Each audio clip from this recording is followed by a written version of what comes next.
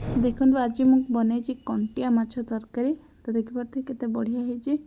तो आपण मैंने ये थे कंटिया माछ तरकारी करी खातु तो बहुत बढ़िया लगे।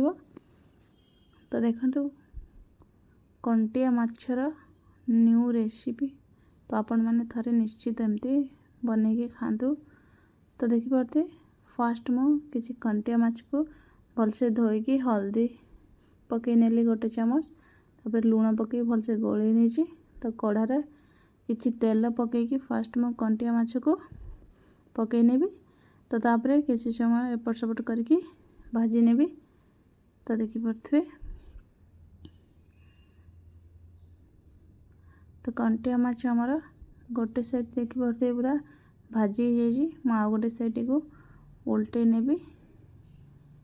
तो कंटिया माछ धीरे उल्टेबे ना आमर माछ गुड़ा सब भांगी जीव।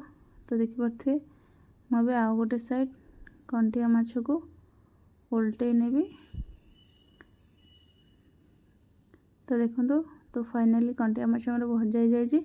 तो मुझे अदा रसुण सोरिषर ये मसला दे देछि। तो किछि छोट छोट करके आंबुल पकई नेली आउ किछि धनिया पत्र।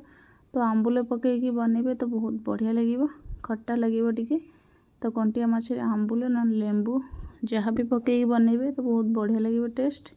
तो देखि पड़ते फाइनाली आमर माछ आमर फ्राए हो सारी। तो देखो तो केते बढ़िया होती देखो। तो तापर आते अल्प किछि मु पानी पकई नेबी। तो बेसी मुझे झोल टाइप करी तो सुखा टाइप करी। तो अल्प टिके पानी पकई नेली। तो पानी आमर फुटिबा जाए मुझे छाड़देवी। तो देखि पड़ते फाइनाली आमर कंटिया माछ तरकारी हो जाए। तो आपण मैंने निश्चित एमती बनई खाते।